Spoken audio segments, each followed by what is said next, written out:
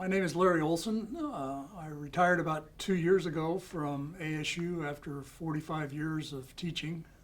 I taught in a program at ASU called Environmental and Resource Management, where students learned about complex environmental regulation. They also learned about the science of things like air pollution or water and wastewater treatment or the toxic impacts of hazardous chemicals. We're looking at Earth Care as being from the ground up. This is not something that's being imposed by the district superintendent or the conference. This is something that members of the church are excited about, are interested in. We're hoping particularly that the youth can help us lead in this area. There's no one leader in this group. There's a group of about 4 or 6 people that have been involved in trying to help bring this to fruition, so I've been part of that group. But this is going to be something that's going to be led by the church as a whole. Similar to some of the other groups at PV that are working with the community to take care of immigrants or take care of the poor, feed the hungry. We've got a long history of doing that at PV. This is going to fit right in with that kind of history.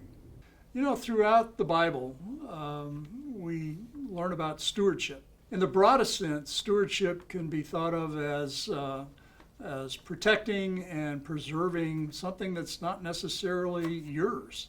God told us in Genesis that we humans were to be stewards of His creation. And frankly, we haven't been doing a very good job of that lately.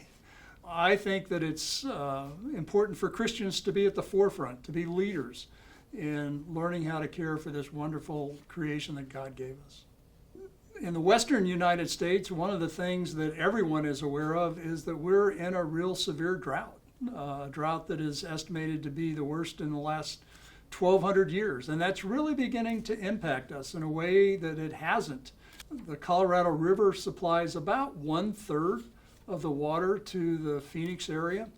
And projections are that we might not be able to get much water out of the Colorado River in a few years. And so we're going to have to make some changes in our lifestyle. We're going to have to learn to do with less water. Another thing that's important is we get a lot of our electricity in the Southwest from Hoover Dam and from the water that's dammed behind Lake Powell.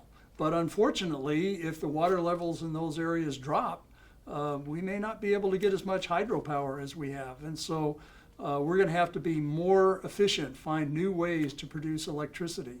And for an average person, that could mean something as simple as turning off the water when you're brushing your teeth, turning off the lights, using less electricity, not letting the water run, making sure your toilets aren't running, those kinds of things. Little things that wouldn't necessarily cost you. In fact, it can save you money.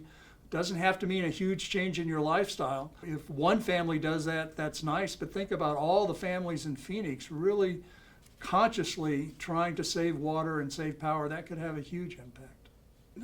Earth Care is a way for us as a church family to work as a team, help each other and band together and learn from each other to try to make a difference in how we are dealing with the environment. Everything from air pollution to energy usage to the way we grow food, that's going to be hugely impacted by water shortages. And there are lots of environmental groups out there, Sierra Club and other kinds of, Audubon Society, other kinds of groups. Churches have not traditionally been involved in this arena.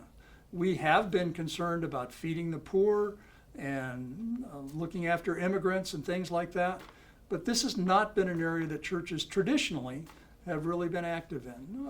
And yet we have lots of impetus from the scriptures that say this is something we should be concerned about. We're hoping that this can be an area that the church as a whole can say, what can we do both on our campus? How can we make our campus more environmentally friendly? And then what can we learn as individuals and families that could make a difference? And how might we affect policy? What could we do to encourage our leaders, our government leaders, to be making decisions that would be in the best interest long term to protect our environments? We really hope to be a leader in this area, that will be a model for other churches and the community and the Desert Southwest Conference. We hope to establish relationships with lots of other churches as well as other community organizations. And through those partnerships, we hope to really be able to expand the impact of PV just beyond our membership, but to really have an impact on our community.